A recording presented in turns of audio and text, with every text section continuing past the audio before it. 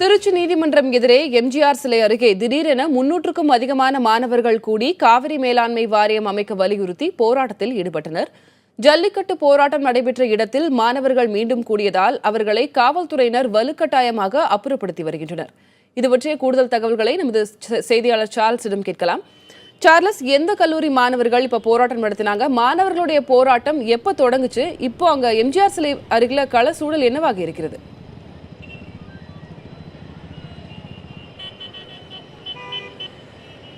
திலகவதி, நாம் இப்போ தற்போது நீதிமன்றம் சாலை, அதாவது குறிப்பாக எம்ஜிஆர் சிலைக்கு மிக அருகாமையில் நின்று கொண்டிருக்கோம். நீங்கள் கூட அந்த காட்சிகளை இப்போ பார்க்கலாம். அதாவது கிட்டத்தட்ட 200-300க்கும் மேற்பட்ட போலீஸார் முதலில் குவிக்கப்பட்டாங்க. மாணவர்கள் அனைவருமே கிட்டத்தட்ட ஒரு 300க்கும் மேற்பட்டோர் அவர்கள் ஒரு பகுதியாக குழுமியிருந்தாங்க. நீங்கள் பார்த்து கொண்டிருக்கும் இந்த சாலை முழுவதும் இப்போ தற்பொழுது போக்குவரத்து தடை செய்யப்பட்டுள்ளது. காவல்துறையின் முழு கட்டுப்பாட்டில் இருக்குது. ஏற்கனவே ஜல்லிக்கட்டு போராட்டம் நடந்தபோது ஒட்டுமொத்தமாக மாணவர்கள் மிக அமைதியாக அறவழியில் இந்த சாலை முழுவதுமே அமர்ந்து தினமும் அவர்கள் அறவழியில் போராட்டத்தில் ஈடுபட்டாங்க. ஆகவே இந்த சாலையில் எப்பொழுதும் போலீஸ் பாதுகாப்பு இருக்கும். ஆனால் இப்போ இந்த சாலை தற்பொழுது நடைப்பயிற்சி மேற்கொள்ளக்கூடிய வகையில் மாநகராட்சி அதற்கான ஏற்பாடுகள் இந்த சாலை ஓரத்தில் செய்துள்ளது. அதனை பொதுவாக இங்கு திருச்சியில் உள்ள பொதுமக்கள் அனைவருமே பயன்படுத்தி வந்தாங்க. மாணவர்கள் திடீர் என்று இணையதளங்களையும் அது மட்டும் இல்லாமல் ஃபேஸ்புக் உள்ளிட்ட சமூக வலைத்தளங்களில் அவர்கள் ஒருவருக்கு ஒருவர் தகவல்களை பரிமாறிக்கொண்டு உடனடியாக காவிரி மேலாண்மை அமைப்பதற்கு திருச்சி நீதிமன்றம் சாலையை ஒன்று கூட வேண்டும் எனவும் போராட்டத்தை துவக்க வேண்டும் எனவும் அழைப்பு விடுத்திருந்தாங்க. அதனை அடுத்து அரசு கலைக்கல்லூரி மாணவர்கள் அது மட்டுமில்லாமல் மற்ற கலைக்கல்லூரி மாணவர்களும் ஒன்றிணைந்து அவர்கள் மிகப்பெரிய அளவில் ஒரு போராட்டத்தை முன்னெடுப்பதற்காக குழுமியிருந்தாங்க. 300க்கும் மேற்பட்ட மாணவர்கள் இங்கே ஒன்று சேர்ந்தவுடன் உடனடியாக காவல்துறைக்கு தகவல் கிடைத்து அவர்கள் அனைவரும் இந்த பகுதிக்கு அவர்கள் அனைவரையும் கைது செய்யும் பணியில் ஈடுபட்டாங்க. ஆனால் எங்களை கைது செய்யக்கூடாது என்று காவல்துறையிനും அவர்களுக்கும் இடையே வாக்குவாதம் ஏற்பட்டது. அதனை அடுத்து அவர்களை வலுக்கட்டாயமாக ஒரு 100க்கும் மேற்பட்டவர்கள் கைது செய்தாங்க. மீதி உள்ள 200 பேர் அவர்கள் நீங்கள் சென்று விடுங்கள், இல்லை என்றால் உங்களையும் கைது செய்து விடுவோம் என்று காவல்துறையினர் எச்சரித்தவுடன் அவர்கள் கலைந்து சென்றாங்க. ஆனால் அவர்களுடைய இருசக்கர வாகனங்கள் அனைத்துமே இந்த சாலையின் முழுவதும் ஓரங்கள் நின்று கொண்டிருக்கிறது. சற்று முன்னதாக ஒரு சம்பவம் நடந்துவிட்டது. திருச்சி அரசு மருத்துவமனைக்கு எதிரே கர்நாடக பதிவெண் கொன்ற பேருந்தின் கண்ணாடி ஒன்று உடைக்கப்பட்டது.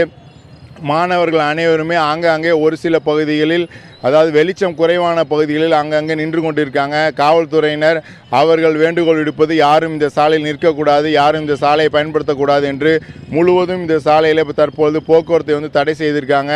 ஒரு சில வாகனங்கள் மட்டுமே உள்ளே அனுமதிக்கப்படுகிறது.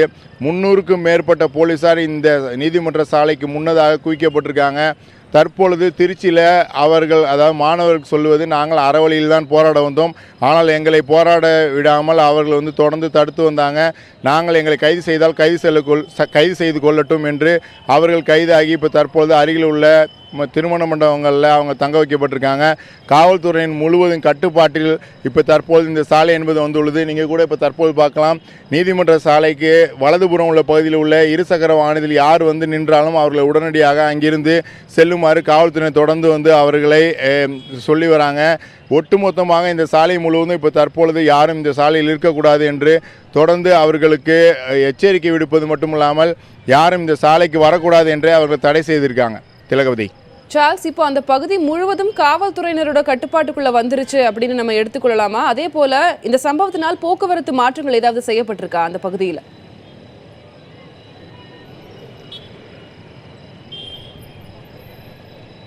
நாம் கூட மீண்டும் காட்சிகளை பார்த்து கொண்டே பேசலாம் திலகவதி. அதாவது நான் ஏற்கனவே குறிப்பிட்டது போல இது எம்ஜிஆர் சிலைக்கு முன்னதாகவும் நீதிமன்றத்துக்கு மிக அருகாமையில் உள்ள சாலை. இது ஏற்கனவே, அதாவது மாணவர்கள் அனைவருமே இது போராடிய, அதாவது ஜல்லிக்கட்டுக்காக போராடிய இந்த சாலையை அவர்கள் ஸ்டூடெண்ட் ப்ரொட்டஸ்ட் ரோடு, அதாவது மாணவர்களுடைய சாலை என அவர்கள் வைத்துள்ளனர்.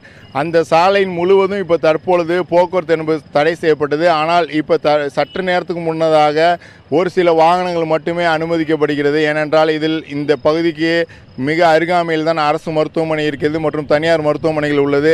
ஆகவே அவசர தேவைக்காக ஆம்புலன்ஸ் போன்ற முக்கிய வாகனங்கள் மட்டுமே முதலில் அனுமதிக்கப்பட்டன. இப்போ தற்பொழுது இந்த சாலை வழியாக, அதாவது இந்த சாலை வழியாக வீடுகளுக்கு செல்வோர் மட்டுமே ஒரு சிலர் காவல்துறையினர் நேரடியாக அவர்களிடம் கேட்டு அவர்கள் உள்ளே செல்கின்றனர். முழுவதுமாக இந்த சாலையில் இப்போ போக்குவரத்து என்பது தடை செய்யப்பட்டிருக்கு. குறிப்பாக பேருந்துகள் மற்ற பெரிய கனரக வாகனங்கள் எதுவும் இயக்கப்படவில்லை. இப்போ தற்பொழுது ஒரு பேருந்து ஒன்று இயக்கப்படுகிறது. காவல்துறையினர் தொடர்ந்து வந்து பாதுகாப்பு பணியில் ஈடுபட்டு வராங்க.